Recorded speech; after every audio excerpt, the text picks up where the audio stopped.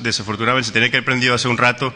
Les ofrecemos una disculpa por parte del Poder Judicial y Centro Estatal de Métodos Alternos por este inconveniente. Pero yo creo que este calor es propicio para darle la bienvenida a nuestro invitado del día de hoy y distinguido conferencista, que es el doctor Víctor Hugo Pérez Hernández. Por favor, para quien pide un fuerte aplauso.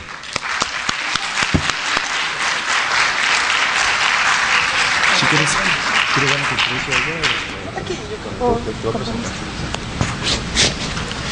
me voy a permitir leer la semblanza del doctor Víctor Hugo Pérez Hernández, que nos ha hecho el honor de acompañarnos en este día, del tercer día del ciclo de conferencias de la Semana de la Mediación 2012. Víctor Hugo Pérez Hernández es egresado de la Facultad de Derecho de la Universidad Nacional Autónoma de México.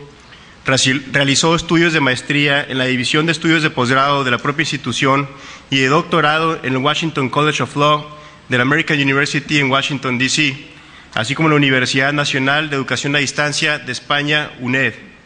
Es maestro por oposición en la Facultad de Derecho de la UNAM y se ha especializado en las áreas de seguridad pública, política criminal, derechos humanos, atención a víctimas del delito, participación ciudadana en prevención y métodos alternos de solución pacífica de conflictos. Fue abogado postulante y en el sector público se desempeñó como asesor jurídico de la Secretaría de Seguridad Pública del Distrito Federal. Fue director de Derechos Humanos de la entonces Policía Federal Preventiva y director de Registro, Seguimiento y Control de Recomendaciones y Responsabilidades Administrativas de la Secretaría de Seguridad Pública Federal. Ha participado en las misiones del Estado mexicano ante el Consejo de Derechos Humanos, el Comité del Pacto de Derechos Civiles y Políticos, el Comité de los Derechos del Niño, el Comité de los Trabajadores Migratorios y sus Familias de las Naciones Unidas, así como en diversas sesiones de la Comisión Interamericana de Derechos Humanos, entre otras. Actualmente es responsable de la promoción y defensa de los derechos humanos en la Secretaría de Seguridad Pública Federal y sus órganos administrativos desconcentrados, Policía Federal y Sistema Penitenciario Federal, además de conformar e implementar el Sistema Integral de Atención a Víctimas de la propia institución. Démosle nuevamente la bienvenida al doctor Víctor Hugo Pérez Hernández.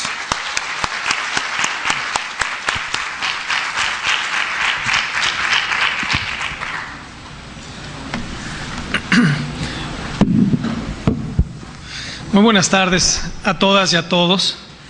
Un agradecimiento muy particular al maestro Rubén Cardosa Poirón por la invitación que tuvo a bien hacerme en lo personal, pero también a la Secretaría de Seguridad Pública. Un saludo del ingeniero Genaro García Luna, secretario de Seguridad Pública.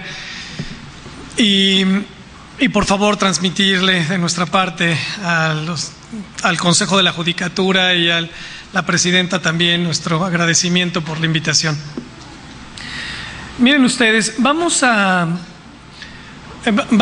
platicar un poco, si ustedes me lo permiten, de cómo los métodos alternos de solución pacífica de conflictos se han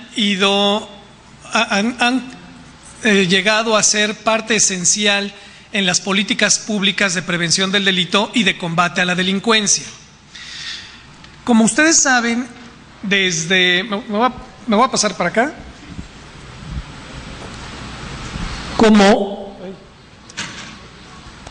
Como ustedes saben, es en el año 2001 cuando las Naciones Unidas, concretamente la Oficina para la Prevención del Delito y el Combate a las Drogas, la famosa ONUD, en el 10º Congreso Internacional de Prevención del Delito, llega a la conclusión y recomienda a los Estados miembros que la persecución de los delitos no únicamente debe ser a través de medios punitivos, sino que de manera paralela y además de manera muchísimo más económica, debe ser también a través de medios preventivos. Es entonces en 2001 cuando por vez primera se aprecia en el discurso de Naciones Unidas esta preponderancia o relevancia, importancia que le da la comunidad internacional al tema o al componente social en las tareas de seguridad pública. Históricamente el componente punitivo, persecutorio, represivo, la acción punitiva del Estado, la acción policial, las penas o los sistemas carcelarios, el sistema penitenciario, era fundamentalmente lo que hacía la base o el marco genérico de cualquier política pública. Pero es entonces hasta 2001, derivado de este 10º Congreso de Prevención del Delito, en el que la comunidad internacional concluye por consenso que se debe impulsar de manera paralela, de manera simultánea, el componente social, y ese componente social pues, es básicamente la prevención.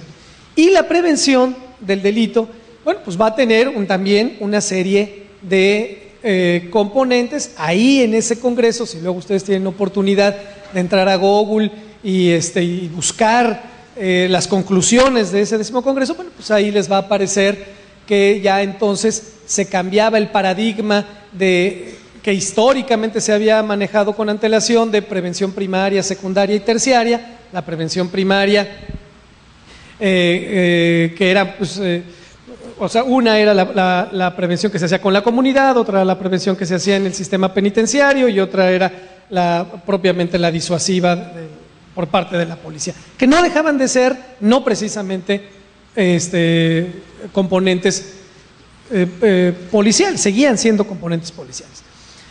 Ya en este 10º congreso se empieza a hablar de prevención social, de prevención situacional, y sobre todo se recomienda la participación ciudadana en las tareas, en el diseño, implementación y evaluación de las políticas públicas de prevención del delito de todos los países.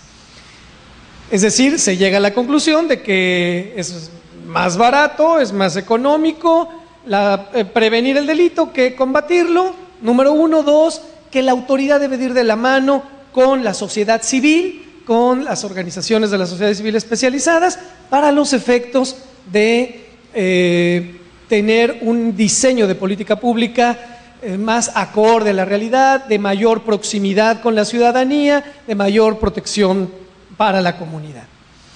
Y entonces se desarrolla ese componente social, y ese componente social, bueno, en tareas de prevención, bueno, las instituciones de seguridad pública a nivel mundial, o sea, las policías a nivel mundial, empiezan a crear áreas de participación ciudadana, empiezan a crear espacios en donde se aprecie, pues, o se vean reflejados, se implementen esas recomendaciones de las Naciones Unidas.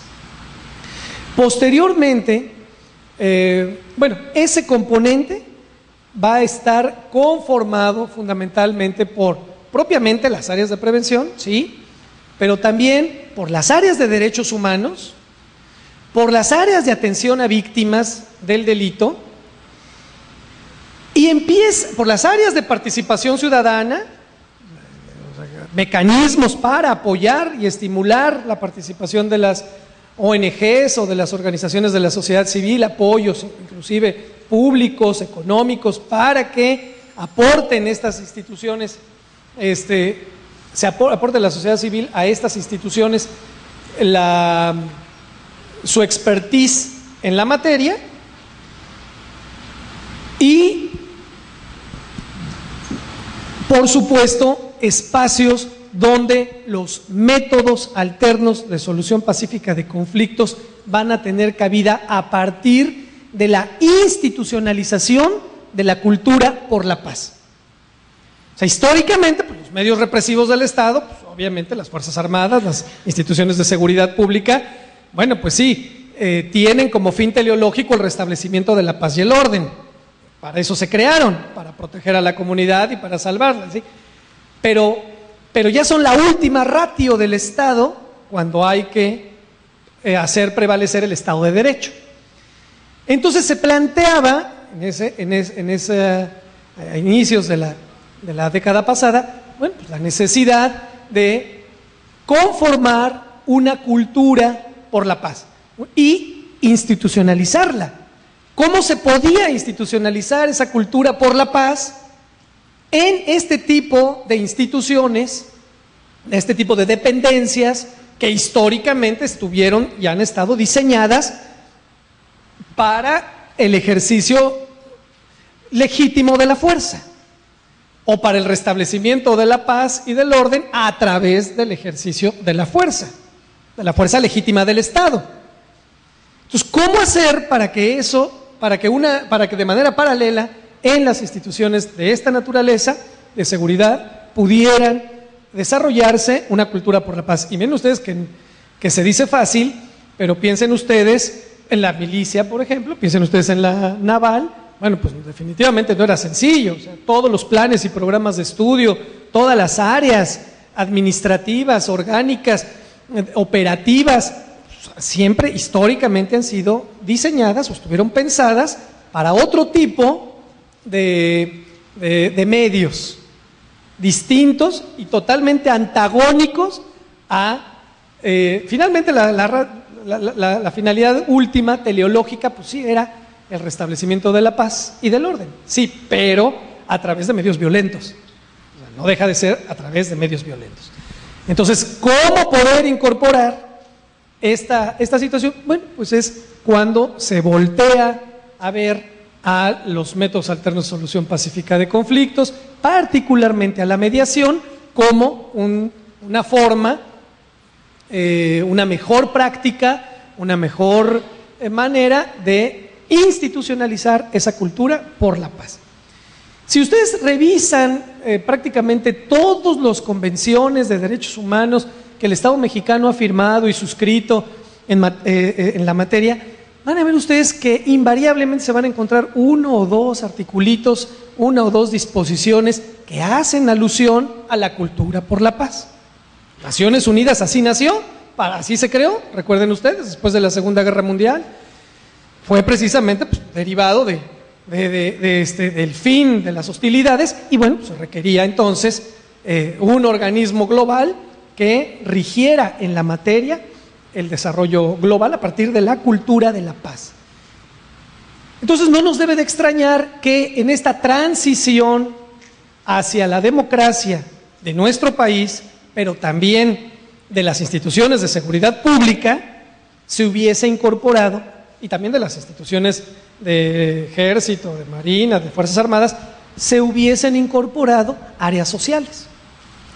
Es decir, la transición hacia la democracia en las instituciones de seguridad pública se refleja, se ve materializada justamente con la conformación de este tipo de áreas de atención a víctimas, derechos humanos, prevención del delito, participación ciudadana, métodos alternos de solución pacífica de conflictos, justicia restaurativa y otras, que son, además, aquí ustedes me dirán, bueno, pero los asistentes que conocieron la administración pública desde mucho antes, pues recordarán que históricamente en las dependencias existían áreas de relaciones públicas o existían áreas de atención ciudadana, pero eran ventanillas únicas para recibir quejas, en realidad, en el mejor de los casos, o ventanillas ahí un poco para, si había algún problema, tratar de ver si se llegaba a algún arreglo, pero sin ninguna metodología en particular, sin ninguna sistematización o institucionalización. Era más bien administrar las excepciones que se iban presentando, y mucho también a través del vínculo de la relación política. Insisto, no había un marco jurídico, un marco reglamentario que permitiera esa institucionalización de la cultura de la paz. Hay que señalar también que posteriormente a Naciones Unidas, empezaron otros mecanismos internacionales empezaron a promover los métodos alternos de solución pacífica, más allá, en áreas de seguridad, más allá de las convenciones particulares sobre justicia restaurativa y de cultura de paz. Empezaron a aparecer desde el Comité Internacional de la Cruz Roja, que como ustedes saben es el rector a nivel mundial de la atención a las víctimas de las guerras y de los rendidos, o también de los conflictos armados externos o internos. A partir del Comité Internacional de la Cruz Roja inicia todo un desarrollo que ustedes seguramente han escuchado o se han enterado a través de una cosa que se llama, que es de parte del Comité Internacional de la Cruz Roja, que es el programa Servir y Proteger. Y hasta ven luego el lema en las patrullas de Estados Unidos y ya también en las mexicanas, de los estados, y la federal también tiene la leyendita de servir y proteger a la comunidad, o serve and protect, algo así, no sé cuál va primero, pero bueno, a través de ese programa de servir y proteger a la comunidad del Comité Internacional de la Cruz Roja, que no depende de Naciones Unidas, pero que es un organismo internacional autónomo, es anterior a Naciones Unidas, bueno, se empieza ese programa de servir y proteger a la comunidad. Es un programa básicamente de capacitación para funcionarios públicos responsables de hacer cumplir la ley en temas justamente de este componente social del que estamos hablando, en las instituciones policiales.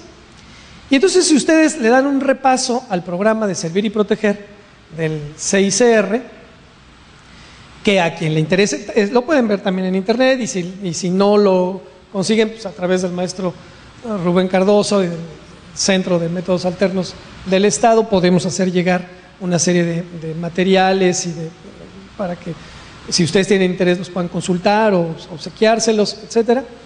Y entonces ahí van a ver ustedes que que el Comité Internacional de la Cruz Roja empieza a reflejar cómo deben operar los servidores públicos responsables de hacer cumplir la ley, o sea, las policías, los fiscales, inclusive las Fuerzas Armadas, inclusive los jueces, cómo deben de empezar a operar frente a sociedad o comunidad abierta, comunidades abiertas, generales, o bien frente a grupos en situación de vulnerabilidad. Cómo se deben de comportar ante mujeres, ante niñas, niños y adolescentes, ante personas con capacidades diferentes, personas en plenitud, etcétera, etcétera. Empieza a haber ahí una serie de lineamientos, recomendaciones, y en todos los casos del programa Servir y Proteger, van a ver ustedes que se argumenta, se prioriza el tema de privilegiar la solución pacífica, de mediar, de agotar el diálogo, de conciliar, inclusive en otros dos instrumentos que la Organización de las Naciones Unidas va a publicar a mediados de la década de los 90, que son el Código de Conducta de las Naciones Unidas para servidores públicos responsables de hacer cumplir la ley, que es un código ético, un código deontológico, axiológico ahí del deber ser, cómo deben ser los policías, cómo se deben de comportar ante la comunidad, qué deben hacer. Ese Código de Conducta de Naciones Unidas para servidores públicos responsables de hacer cumplir la ley, y otro instrumento más, el conjunto de principios básicos sobre el uso de la fuerza legítima y armas de fuego para servidores responsables de hacer cumplir la ley. Ese conjunto de principios de Naciones Unidas sobre el uso de la fuerza legítima y de las armas de fuego para servidores públicos responsables de hacer cumplir la ley es el otro instrumento que tenemos que tener presente, porque en ambos, tanto en el Código de Conducta como en los principios de uso de la fuerza, se establecen obligaciones, no diría que obligaciones, porque no son tratados internacionales. Ni el Código de Conducta ni el conjunto de principios de uso de la fuerza de ONU son tratados internacionales, no son vinculantes. La importancia de que fueran tratados sería que serían obligatorios, por eso no digo obligaciones.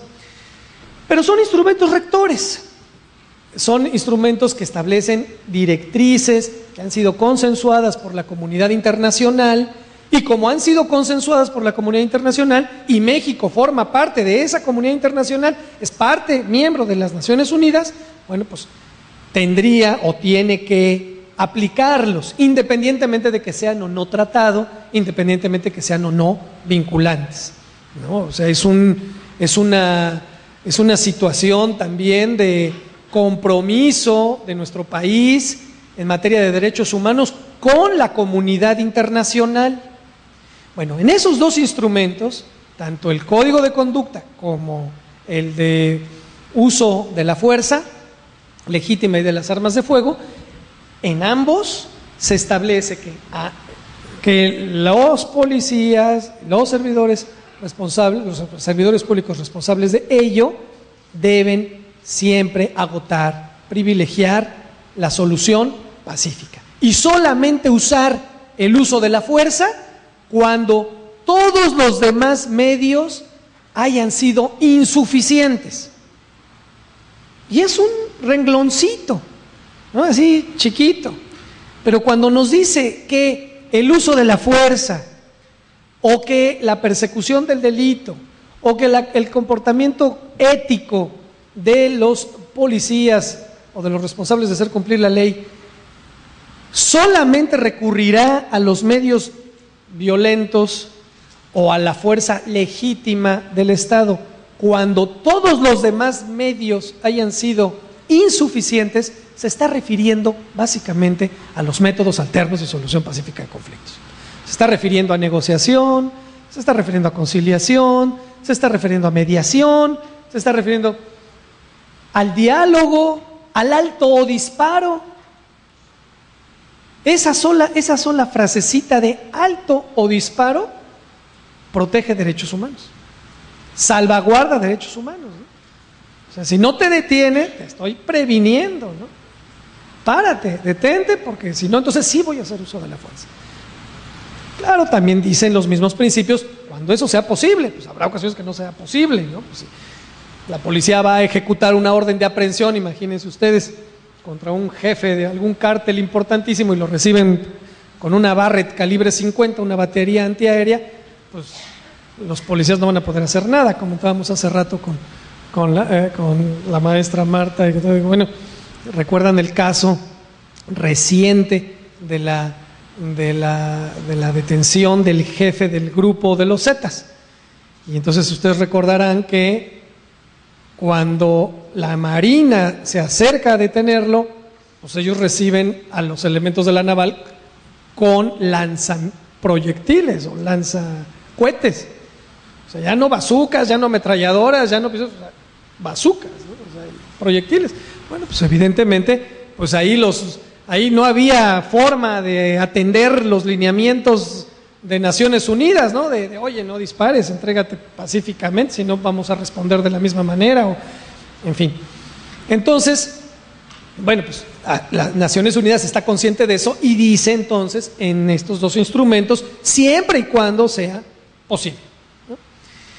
Eso que originalmente queda en estos instrumentos, bueno, va poco a poco a florecer, a repetirse en otros más instrumentos. Cada día asistimos a la aparición de nuevos instrumentos internacionales que de alguna manera presionan a los estados a adoptar esas directrices. Cuando México firma el Tratado de Libre Comercio con la Unión Europea, ustedes recordarán que hubo un debate importante a nivel nacional por una cláusula que se dio en llamar cláusula democrática, que la Unión Europea solicitaba se suscribiera. La cláusula democrática era el componente social, era el componente de la cultura por la paz, era el componente de derechos humanos, era el componente de métodos alternos. Ese es el componente. Cuando ustedes oyen hablar, y recordarán inclusive que la Cámara de Diputados y el Estado mexicano dijeron no nos vas a condicionar, el Tratado de Libre Comercio con Estados Unidos no tiene una cláusula democrática, y los tratados de libre comercio que hemos firmado con muchos países o acuerdos de integración económica tampoco tienen cláusulas democráticas. ¿Por qué la Unión Europea quiere que el Estado mexicano suscriba una cláusula democrática?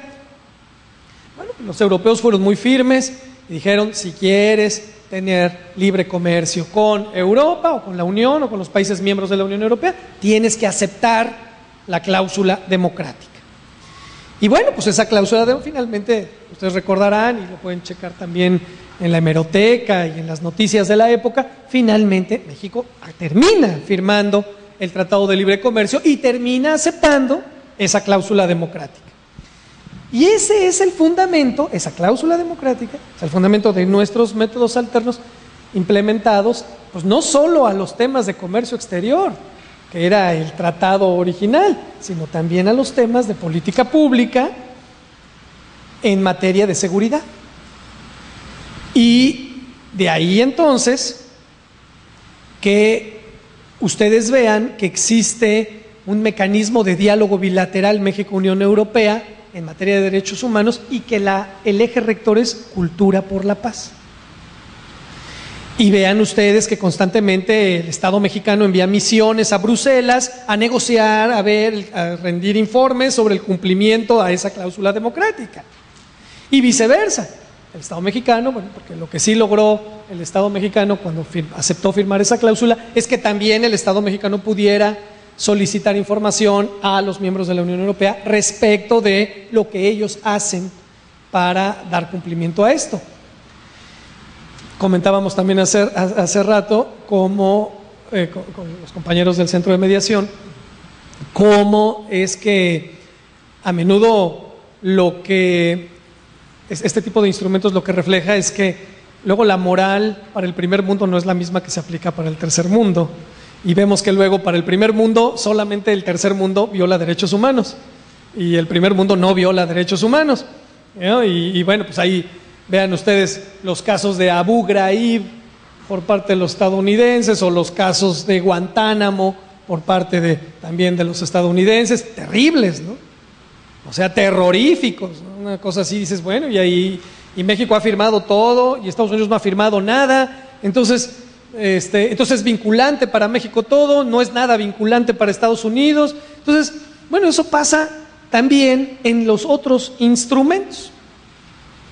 En el año 2009, la Comisión Interamericana de Derechos Humanos publica, y ese también es importante que lo anoten, publica el informe de seguridad ciudadana y derechos humanos. En 2009 se publica el informe de seguridad ciudadana y derechos humanos por parte de la Comisión, de los órganos que funcionan en la OEA, la Comisión Interamericana y la Corte Interamericana de Derechos Humanos. Todo lo demás en la OEA difícilmente opera. Claro, pomposamente se llama Comisión Interamericana y Corte Interamericana porque los americanos no están. Entonces es como Comisión Latinoamericana en realidad y Corte Latinoamericana porque no están los americanos ni los canadienses. Entonces, bueno. Pero el tema es que la Comisión Interamericana de Derechos Humanos publica el informe de seguridad ciudadana y derechos humanos, 2009. Y ese informe de seguridad ciudadana, fíjense bien, empieza por explicar la importancia del apelativo seguridad ciudadana. ¿Por qué no seguridad pública? ¿Por qué no policía? ¿Por qué no cualquier otro adjetivo que le quieran poner? ¿Por qué seguridad ciudadana? Y bueno, pues empieza por, más allá de las diferencias semánticas, gramaticales, lo que hace es decir, es importante que transmitamos a la comunidad, a la sociedad, este ideal de cultura por la paz y de cultura o de defensa del Estado democrático de derecho. Entonces, por eso lo ciudadano, porque lo ciudadano hace referencia o ubica más la misión de las fuerzas de seguridad o de las dependencias en tareas de seguridad de proteger y servir a la comunidad, como dice el 6R, el Comité Internacional de la Cruz Roja. Porque ustedes recordarán en la historia de la humanidad cómo aparecen los ejércitos, por qué se crearon los cuerpos de seguridad en el mundo históricamente, pues básicamente para proteger al rey, para proteger y salvaguardar al statu quo, ¿no? Entonces, ¿en qué momento cambia esa misión y se les dice a los ejércitos y a las policías, tu objetivo no es cuidar a los reyes y a los soberanos, tu tu misión es cuidar al pueblo.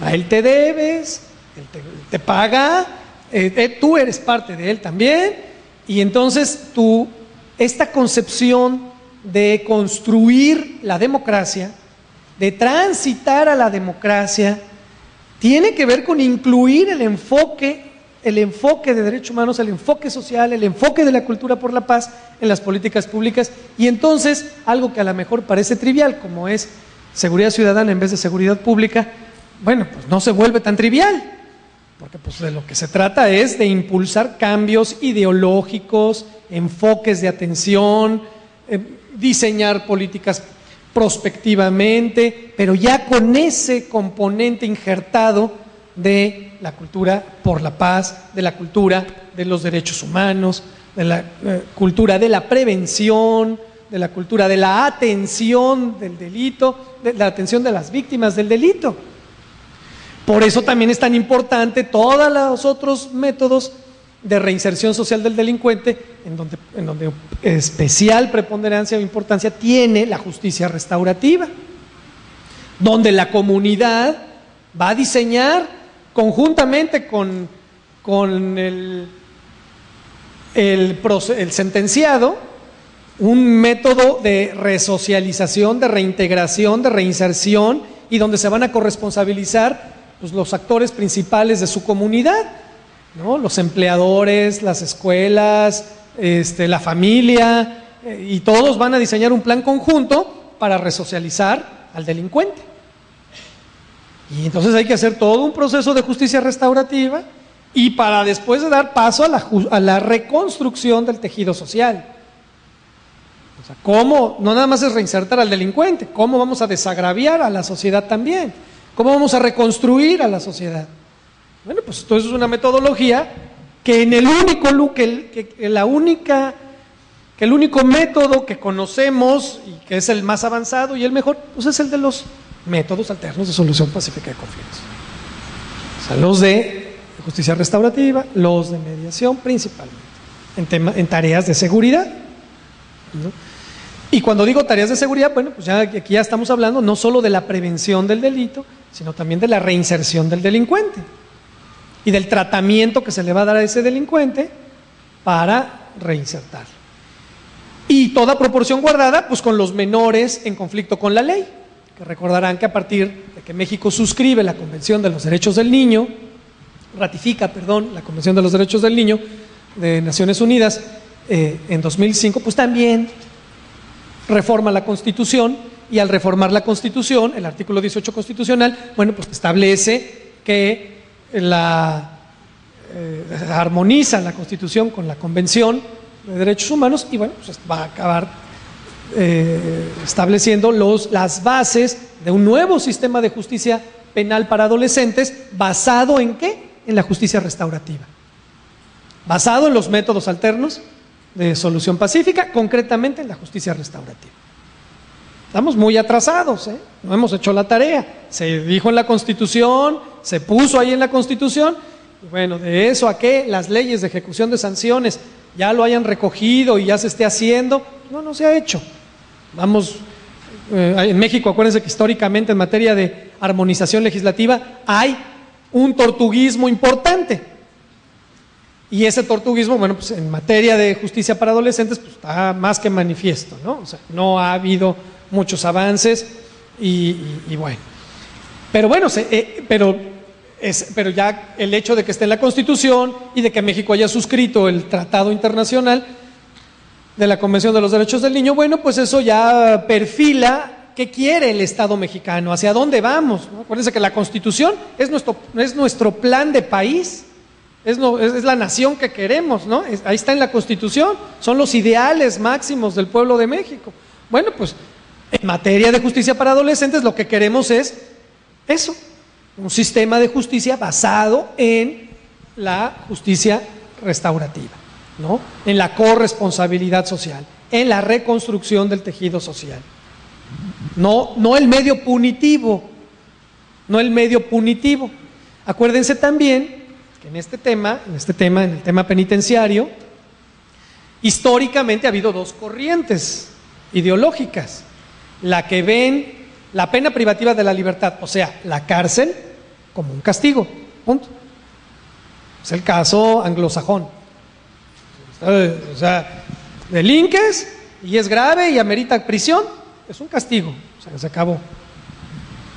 Igual te doy actividades deportivas, igual te doy actividades laborales, pero no porque me interese reinsertarte, es un poco para que te distraigas. Es un castigo. Por eso no hay visita conyugal, por eso no hay visita familiar, por eso hasta en las películas ven ustedes, ¿no?, que se entrevistan a través de un vidrio, a través de... ¿no? O sea, es un castigo la cárcel.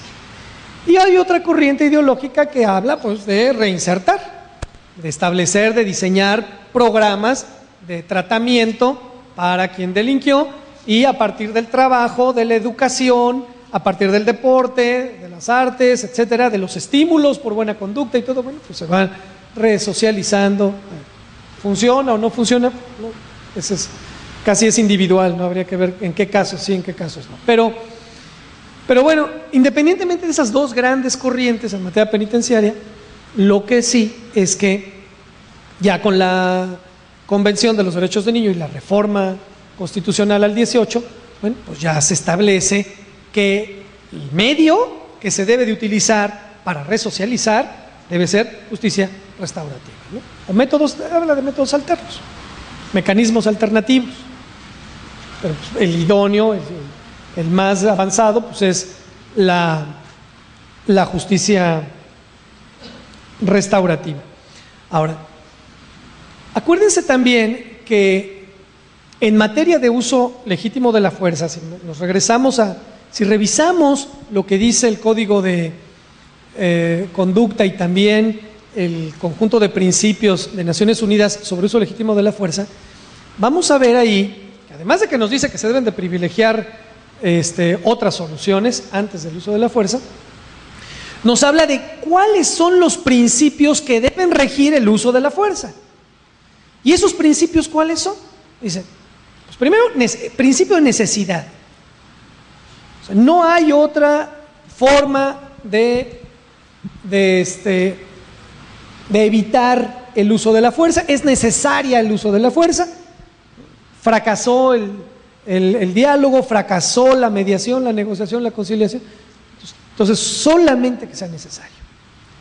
Para impedir un daño mayor, para proteger y salvaguardar la integridad física de las personas, la legítima defensa, propia o de terceros, etc. Segundo, la proporcionalidad en el uso de la fuerza. O sea, necesidad, principio de necesidad, primero. Segundo, principio de proporcionalidad. Y no en ese orden, pero todos están al mismo nivel, principio de racionalidad. La racionalidad, pues es precisamente, es para poder usar un método pacífico, el uso de los métodos pacíficos se basa en la razón. La fuerza es más emocional, ¿no? La fuerza, a menudo respondemos violentamente porque no razonamos las consecuencias, porque no prevemos lo que va a pasar, porque, en fin. Entonces, bueno, si la policía o si las Fuerzas Armadas en tareas de seguridad van a usar la fuerza, o la tienen que usar porque no hay otra alternativa, bueno, aún ahí está inmersa, o sea, aún ahí, si ya vas a usar la fuerza, aún ahí, hazla con racionalidad, proporcionalidad y en estricto apego a la necesidad. O sea, aún ahí está presente la cultura por la paz. Porque si la respuesta del Estado no es proporcional, es desproporcional y genera daños colaterales y daños a terceros y genera víctimas civiles, incidentales, o inclusive al mismo agresor le abusa en el uso de la fuerza, al grado, por ejemplo, de torturarlo, o al grado, por ejemplo, de maltratarlo, o de aplicarle tratos crueles, inhumanos o degradantes, bueno, aún ahí el principio de cultura por la paz debe regir la actitud y la conducta de los servidores públicos encargados de hacer cumplir la ley. No pueden hacer eso. Entonces, por eso, estos instrumentos están diciendo tienen que ser con proporcionalidad, con necesidad, con racionalidad, objetividad. Y bueno, ya algunos otros instrumentos le han agregado objetividad, legalidad, eficiencia, respeto a los derechos humanos. Le han agregado esos otros componentes para acotar el uso de la fuerza. O sea, agota otros métodos y solo en caso excepcional, úsala. Sí. Pero si la vas a usar, también la vas a usar acotadamente. O sea, la vas a usar con objetividad, proporcionalidad, racionalidad, eficiencia, respeto a los derechos humanos, apego a la legalidad. Porque eso es lo que debe de caracterizar al Estado democrático de derecho.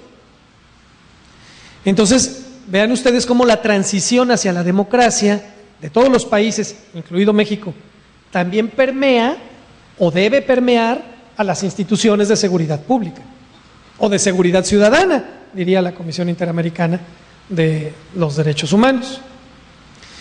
Y esto, bueno, pues es también fundamental porque para el quehacer institucional, porque ya trasladándonos a la presente administración, bueno, pues van a ver ustedes que el gobierno federal publica en el año de 2008 el Programa Nacional de Derechos Humanos 2008-2012. Evidentemente el nuevo gobierno, el próximo gobierno federal, pues, tendrá también que elaborar su propio Programa Nacional de Derechos Humanos, 2012 o 2013, cuando acabe, ¿no? Pero si ustedes revisan el Programa Nacional de Derechos Humanos del actual gobierno federal, tiene en varios componentes el tema de promover, fomentar, implementar métodos alternos de solución pacífica de conflictos.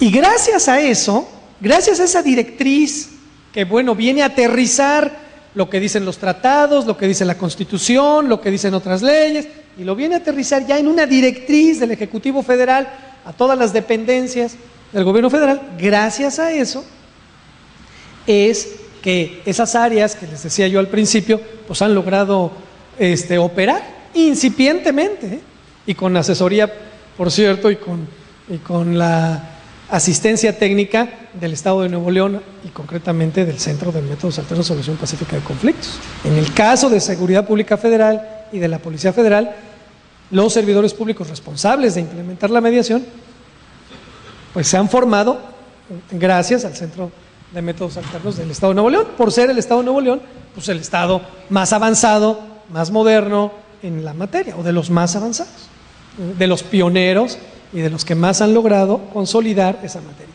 Y fíjense qué curioso, fíjense ustedes qué tan importante es esto de institucionalizar una cultura por la paz en áreas de seguridad. Cuando íbamos a suscribir el primer convenio, ¿te acuerdas, señor director? Con el Poder Judicial del Estado de Nuevo León, cuando íbamos a suscribir el primer convenio de colaboración, de capacitación, que nos capacitara, que el Estado de Nuevo León capacitara a la Policía Federal. Bueno, los primeros dictámenes de las áreas jurídicas de la Policía Federal o de la Secretaría de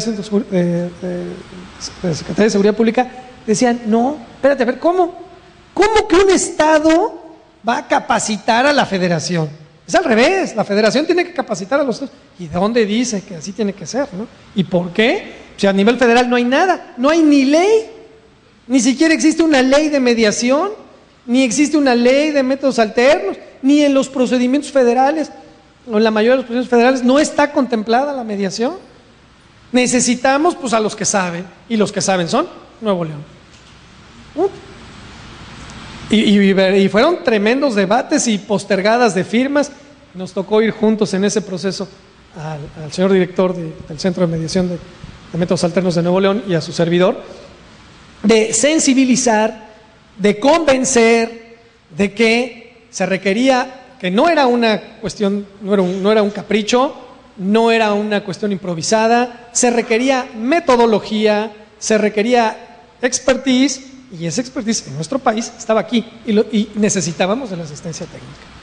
Para además cumplir con todos los otros ordenamientos que ya mencioné al principio, con todas esas obligaciones, compromisos, deberes internacionales, nacionales, y poder permearlo y verlo reflejado en menos violaciones a derechos humanos. Porque, ¿por qué creen ustedes que está ahorita en los medios de comunicación y desde el año pasado tan fuerte el tema del juicio contra el Ejecutivo Federal en la Corte Penal Internacional por los saldos de las tareas de seguridad, de los desaparecidos, muertos y levantados? Porque se está hablando de excesos en el uso de la fuerza, se está hablando de tortura, se está hablando de desapariciones forzadas, se está hablando de improvisación. ¿Por qué creen que es tan importante el otro caso célebre, el del presidente Zedillo en Estados Unidos, que también está siendo revisado por una corte de aquel país por el caso Acteal?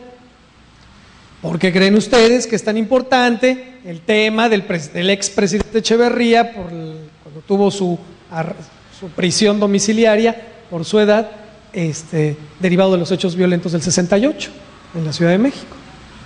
Bueno, pues porque justamente lo que se está discutiendo, lo que está en la mesa es la cultura por la paz, el debido cuidado que tuvo que tener el Estado, el debido uso de métodos alternativos, de métodos legales, ¿no?, que privilegien el Estado de Derecho.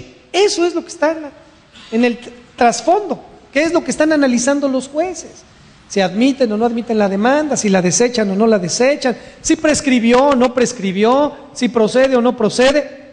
Lo que se está discutiendo es si el Estado cumplió con sus obligaciones. Como son delitos de lesa humanidad, pues no prescriben, y además, bueno, pues por ahí hay algunas corrientes que dicen, además, sí son su aplicación o la aplicación de las sanciones o el conocimiento o la competencia de los tribunales, sí es retroactiva, porque se trata de violaciones graves a derechos humanos.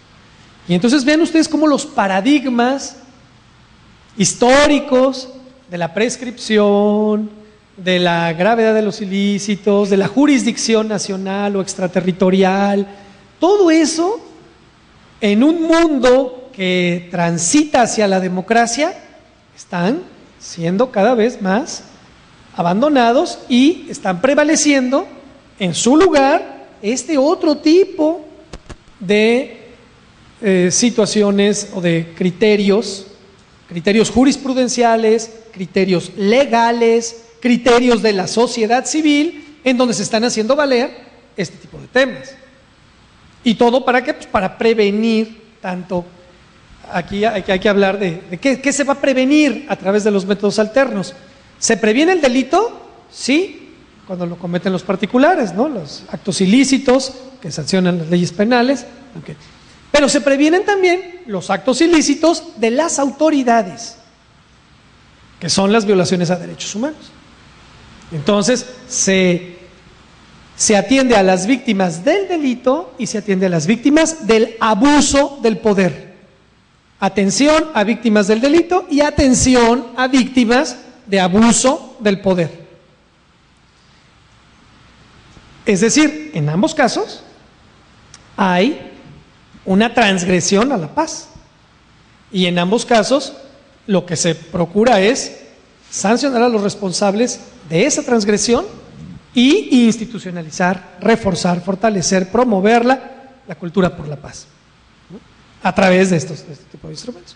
Entonces vean ustedes cómo se ha ido construyendo a nivel mundial toda esta concepción que pues diríamos, bueno, pues sí, pues es lógico, ¿no? Después del holocausto de la Segunda Guerra Mundial, bueno, pues evidentemente pues era lo natural, pues ni tan natural desde el momento en que han pasado 60 años, ¿no?, desde la Guerra Mundial, y los avances son mínimos, O sea, los avances son mínimos. Estos instrumentos que estamos diciendo, bueno, pues no les estoy diciendo que el Código de Conducta no es tratado, que el conjunto de principios de uso de la fuerza no es tratado, que para firmar la cláusula democrática con la Unión Europea, bueno, hubo todo un debate nacional en esa materia, que ahora, vamos a darle vuelta a la página. Ahora, pensemos en el nuevo sistema de justicia penal. Acusatorio, garantista. Y normalmente, cuando hablamos del sistema de justicia penal acusatorio, bueno, aquí sé que estoy en medio de puros expertos, porque también el Estado de Nuevo León es pionero en la materia y en el tema, y sé que aquí hay jueces y sé que aquí hay gente, abogados especializados en el tema, pero para los que no tienen esa formación, normalmente en los medios de comunicación se asocia el tema del nuevo sistema de justicia penal acusatorio. Acuérdense que Nuevo León fue pionero, pero y a nivel nacional, a nivel federal, no se establece esto sino hasta la reforma constitucional del año 2008. Es hasta 2008 cuando a nivel del pacto federal, de la ley fundamental, de nuestra Carta Magna, se establece este nuevo sistema de justicia penal garantista y acusatorio. Bueno, en contraposición al otrora llamado inquisitorial. Y recordarán que la reforma constitucional da una vacatio legis de 8 años. Vamos en el cuarto, quedan 4, ¿no? Y en estos 4, pues si revisamos cuántos estados han implementado la reforma, pues no llegan a 10 o a 5, unos más avanzados que otros, en fin. ¿Qué está pasando? Ok, la Constitución lo estableció, y también el artículo 17 y 18 pues hablaron de los métodos alternos, resolución pacífica de conflictos. Ok, pero ¿por qué no vamos tan rápido? ¿Por qué no apreciamos un avance como desearíamos todos hacia la publicidad, hacia la oralidad, hacia todos esos principios que rigen el sistema? Bueno, pues lo que pasa es que nos hemos quedado, gran parte de la sociedad, nos hemos quedado con que esa reforma se refiere básicamente a juicios orales. Y no es así. Los juicios orales son una partecita, un eslabón del todo el sistema de justicia penal, del nuevo sistema de justicia penal que está consagrando la Constitución.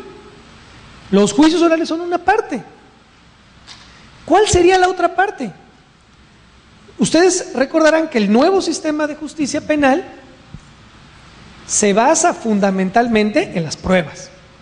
Principio de presunción de inocencia es uno de sus varios principios, pero así de los reyes de los principios, el principio de presunción de inocencia. Y eso significa entonces, o eso impone la obligación a los jueces, mejor dicho, no a los jueces, eso impone la obligación a los ministerios públicos y sobre todo a los policías de investigar, de preservar la escena del crimen, de embalar, proteger, custodiar los indicios del delito. ¿Para qué? Para que con todos sus elementos llevárselos al juez y el juez pueda sancionar y pueda sentenciar. Entonces, para que los jueces puedan sentenciar y no dejen libre a los imputados, pues requieren pruebas duras, no pruebas obtenidas mediante tortura, ni mediante testigos protegidos, ni declaraciones unilaterales. Así, se requiere algo así como lo que ven ustedes en la televisión de Criminal Minds y de CSI y de esa de La Ley y el Orden, ¿verdad? Donde los policías están ahí rascándole a la tierra, buscando pruebas exacto, y viendo el ADN y viendo bases de datos, de información y siguiendo pistas y armando los casos y preguntando, entrevistando y hasta que tienen todo el paquete ahí, pues ya se lo presentan al fiscal y todavía ahí pasa un segundo filtro y el fiscal ahí ve el MP si procede o no procede, y entonces ya llevan el caso al juez, ¿no? Entonces, otro de los elementos del nuevo sistema de justicia penal acusatorio es un nuevo modelo de policía. Una policía investigadora, de detectives, no reactiva, no la que le llamamos, oye, está pasando, ve, ya llega y ya cuando ya todo pasó y ya no hizo nada. No, una policía que investigue, que recabe pruebas, ya dije, que la cadena de la puesta a disposición sea impecable del delincuente, ¿no? Que el delincuente llegue ante el Ministerio Público o ante el juez, pues sin tortura y sin abuso de autoridad y sin nada, porque si no entonces pues nos va a quedar libre, porque él va a invocar que lo torturaron y pues automáticamente, aunque sea delincuente y aunque haya sido responsable por el hecho de haberlo torturado, pues va a quedar impune. Entonces requerimos una policía profesional, investigadora, científica, y esa quizás sea ahorita vamos a ver una lámina, quizás sea la base de la pirámide del nuevo sistema de justicia. O sea, se requiere esa policía. Segundo, se requieren servicios periciales autónomos, ¿no? Servicios periciales autónomos que tengan la capacidad de conducirse con absoluta objetividad en la conducción o en la integración de la carpeta de investigación, en los estados donde ya existe y en donde no existe, pues de la averiguación previa. Y pues también se requiere toda una reforma legislativa que ha quedado pendiente. O sea, les decía yo hace rato, a nivel federal no existe una ley de mediación. A nivel federal no existe una ley de métodos alternos de solución pacífica de conflictos. Seguramente el maestro Cardoso Moirón, él sí sabe cuántos estados tienen leyes de mediación y cuántos yo no sé, pero cuántos sí, cuántos no. Bueno, pues eso, ahí hay lagunas. Ahí hay lagunas, y al menos a nivel federal hay un océano ahí de laguna, de océano legislativo, porque no hay leyes de mediación. ¿Y por qué es tan importante?